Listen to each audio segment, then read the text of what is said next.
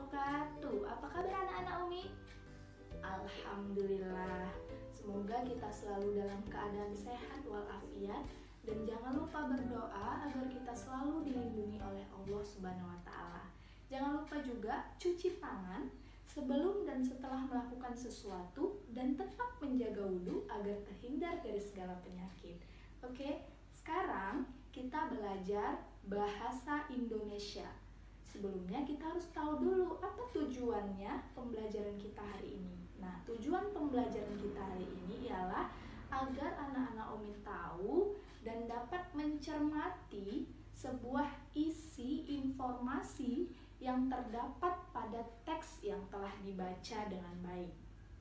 Oke, untuk lebih lanjut Umi akan jelaskan mencermati isi teks setelah yang berikut ini. Oke, anak-anak Umi, kita masuk ke materi mencermati isi teks.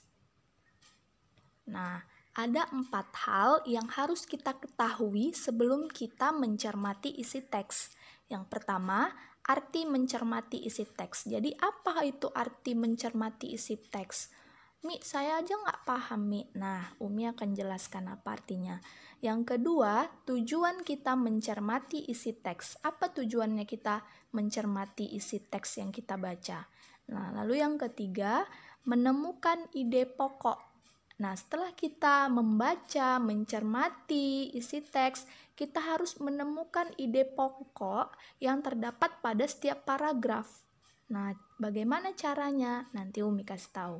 Lalu yang keempat ialah setelah kita mencermati isi teks, kita harus mampu menceritakan kembali baik secara tulisan maupun lisan dengan bahasa kita sendiri. Oke. Nah, yang pertama, arti mencermati isi teks.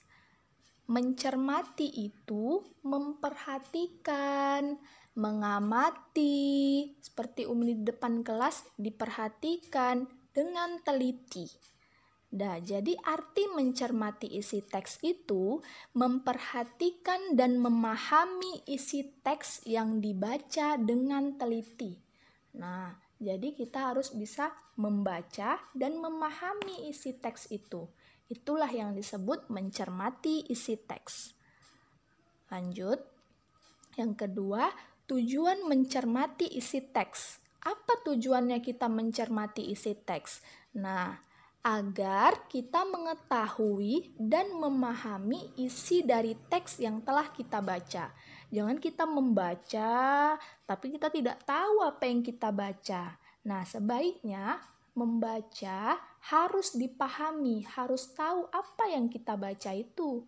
Jadi kita bisa mengambil kesimpulan, bisa mengambil pesan yang terdapat dari teks yang kita baca. Lanjut yang ketiga, ini dia cara menentukan ide pokok.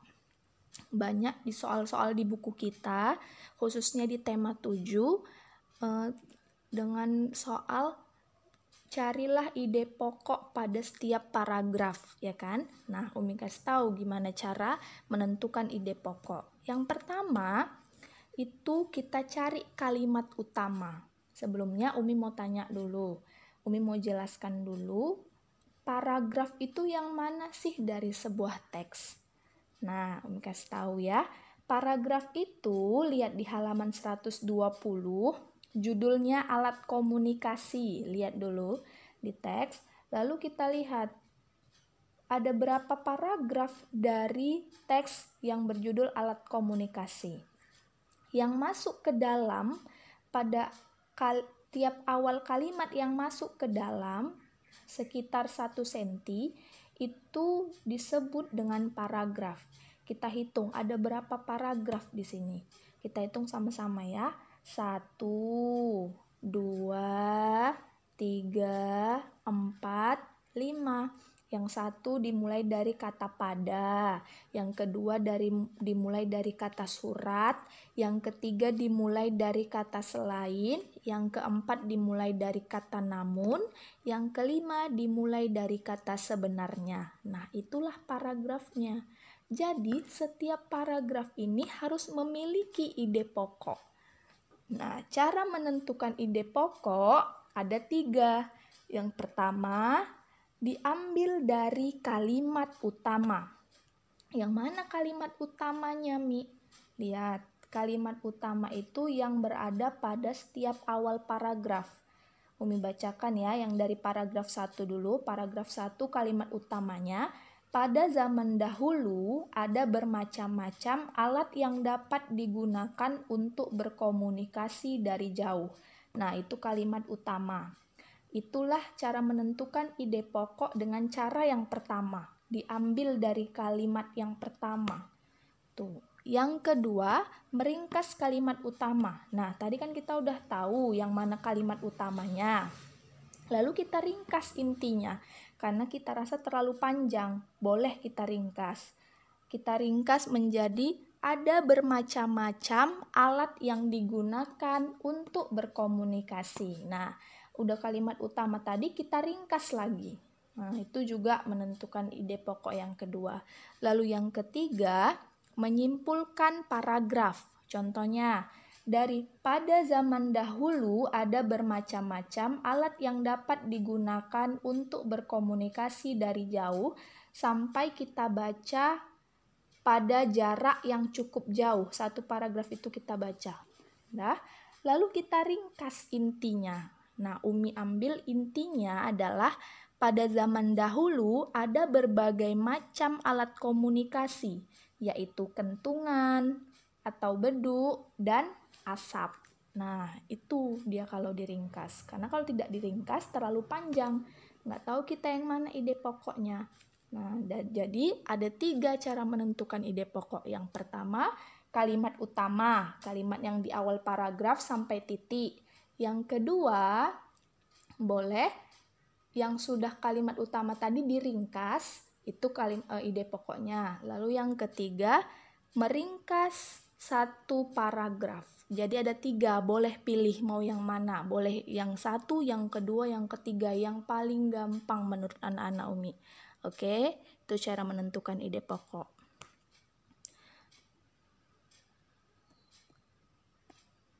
Lalu yang terakhir ialah menuliskan kembali isi teks. Oke, tadi kan udah ditemukan ide pokok yang ada di teks. Setelah kita menemukan, kita harus bisa menuliskan kembali atau menceritakan kembali isi teks. Boleh dari lisan, boleh dari tulisan, boleh bersama teman, bersama ayah bunda. Itu jadi kita menceritakan isi teksnya itu berdasarkan poin-poin penting aja yang kita temukan dari ide-ide pokok yang kita cari tadi. Jadi nggak usah semua diceritakan. Berdasarkan ide pokok aja diceritakan sama orang tua boleh, atau di kertas tempat lembar kerja yang nanti Umi kasih. Dah? Harus paham? Nah, penjelasan tadi dapat kalian terapkan pada soal-soal yang terdapat pada buku, seperti contohnya membuat kalimat.